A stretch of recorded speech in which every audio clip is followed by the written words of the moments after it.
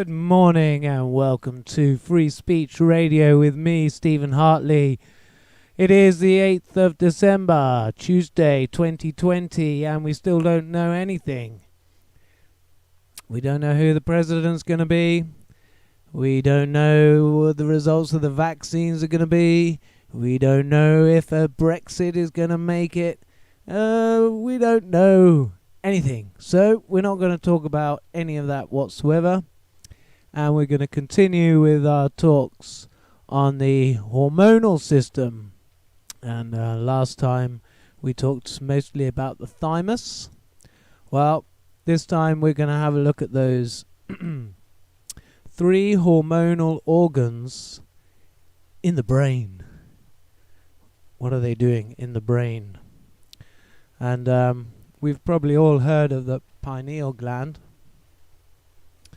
Well, there are 2 others, and we're going to talk about them. We're going to talk about their shape, and we're going to talk about their purpose and what they do. So if we start by finding out what they look like, and we'll just get a close-up on the... First of all, let's find out what they're called. So we've got the pineal gland, we've got the pituitary gland, and we've got the hypothalamus. So let's look at the one we probably know about most first, the pineal gland.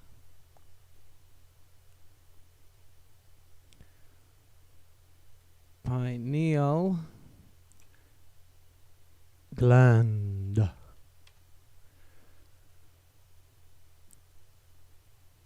Let's see what Wikipedia has to say about it.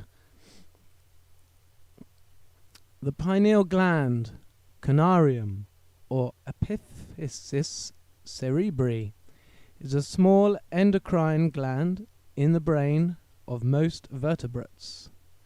The pineal gland produces melatonin, a serotonin-derived hormone which modulates sleep patterns in both circadian and seasonal cycles. What's circadian? Circadian rhythm is a natural internal process that regulates the sleep-wake cycle.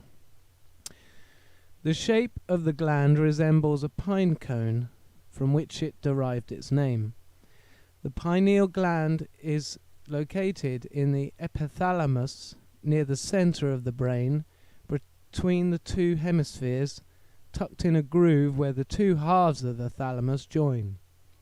The pineal gland is one of the neuroendocrine secretory circumventricular organs, in which capillaries are mostly permeable to solutes in the blood. I mean, they could try speaking English, couldn't they? Let's see if we can... yeah, I mean, it's interesting, isn't it, that, they obviously know they've known what it looks like. We know the Sumerians, the Egyptians, they had a picture of this pine thing. And would they have known what it looked like? Well, probably. I mean, the Greeks knew what the thymus looked like. And we'll probably find that the Greeks knew what this looked like because they basically stole most of their information from the Egyptians. Nearly all vertebrate species possess a pineal gland. The most important exception is a primitive vertebrate, the hagfish. Even in the hagfish, however, there may be a pineal equivalent structure in the dorsal right. God, I swear they're designed to bore people and they want us to give them money. Blood supply. Unlike most of the mammalian brain, the pineal gland is not isolated from the body by the blood-brain barrier system. It has a profuse blood flow, second only to the kidney, supplied from the choroidal branches of the posterior cerebral artery. Wow. Now that is interesting. I'm going to read that again in case we missed it. Unlike most of the mammalian brain, the pineal gland is not isolated from the body by the blood-brain barrier system. It has profuse blood flow, second only to the kidney. Whoa! Whoa!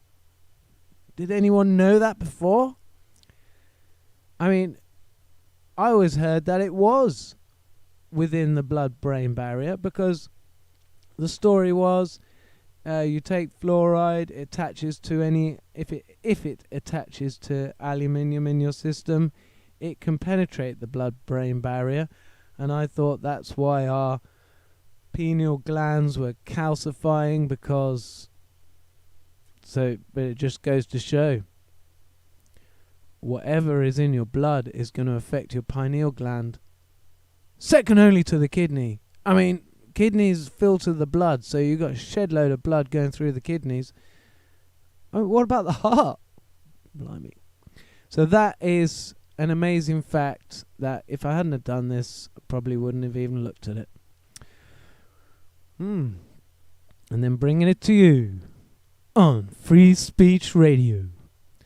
The pineal gland receives a sympathetic innervation from the superior cervical ganglion, a parasympathetic innervation from the pterygopalatine and optic ganglia is also present. Sorry, is this English? This is about nerve supply. Further, some nerve fibers penetrate into the pineal gland via the pineal stalk. Also, neurons in the trigeminal ganglion innervate the gland with nerve fibers containing the neuropeptide PACAP. So it's connected to the nerve supply then, I guess. Microanatomy. The pineal body consists in humans of a lobular parenchyma of pinealocytes surrounded by connective tissue spaces. The gland's surface is covered by a pile capsule.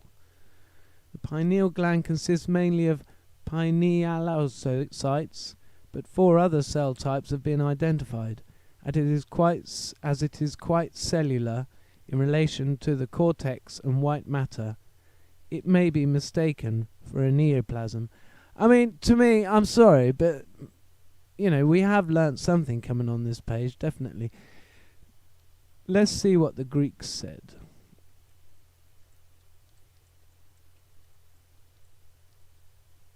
So I've searched pineal gland, ancient Greece.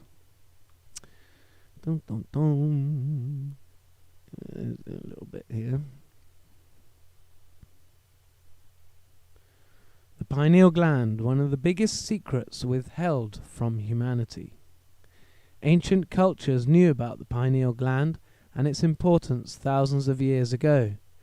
Today, little is talked about the pineal gland and why ancient cultures believed it was so important. Well, I'm looking at a picture here which makes it look like an eye, and it has been known as a third eye. So what is it? A pine cone or a third eye? I suppose they could be similar. The pineal gland, aka the third eye, is a small cone-shaped part in our brain that is responsible for producing serotonin, derivative melatonin, which directly deals with our hormones, which in turn modulates sleep-wake patterns and our seasonal functions. Located near the central part of our brain, the pineal gland occupies a small area between our 2 hemispheres. Thousands of years ago, cultures like the ancient Egyptians knew that the pineal gland was of great importance to humans. Today, little information is shared about the pineal gland, which according to many researchers can help humanity achieve its full potential. It is considered by many as a portal that connects the physical and spiritual world and humans. When activated, the pineal gland offers a sensation of euphoria and oneness that fills the mind, providing a sense of knowledge and enlightenment. It is said that humans can activate the functionality of the pineal gland through yoga, meditation, and other methods.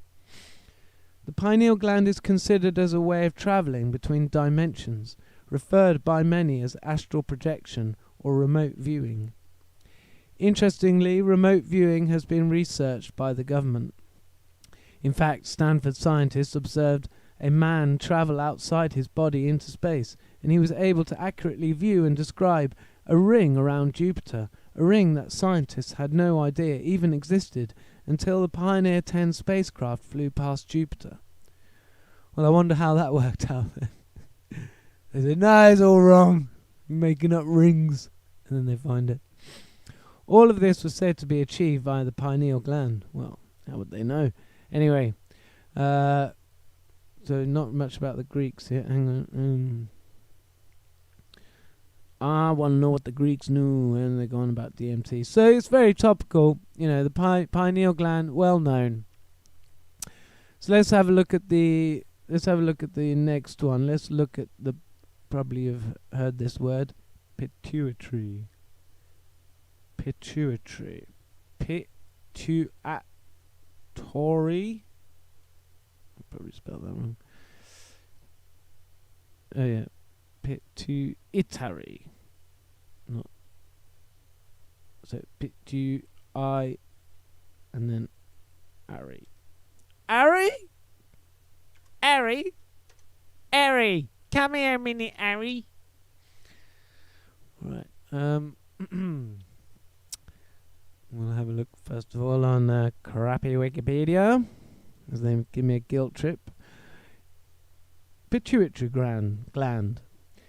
In vertebrate anatomy, the pituitary gland, or hypophysis, make up your mind, is an endocrine gland about the size of a pea and weighing 0.5 grams.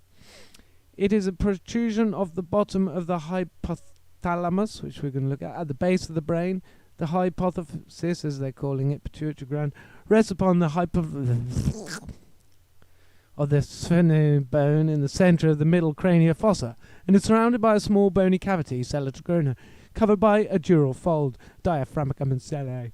The anterior pituitary, or antihypophysis, is a lobe of the gland that regulates several physiological processes, including stress, growth, reproduction, and lactation, if you're so inclined. The intermediate lobe synthesizes and secretes melanocyte-stimulating hormone. The posterior pituitary is a lobe of the gland that is functionally connected to the hypothalamus by the medium eminence via a small tube called the pituitary stalk. Hormones secreted from the pituitary gland help to control growth, blood pressure, energy management, all functions of the sex organs, thyroid glands, and metabolism, as well as some aspects of pregnancy, childbirth, breastfeeding, water salt concentration at the kidneys, temperature regulation, and pain relief. Right, so it is an extremely important organ. Very small, multifunctional, important. Some of the major things. Then lastly, we shall look at the hypothalamus, otherwise, you're never going to remember everything. Hypothalamus. Oh, I spelled it wrong anyway.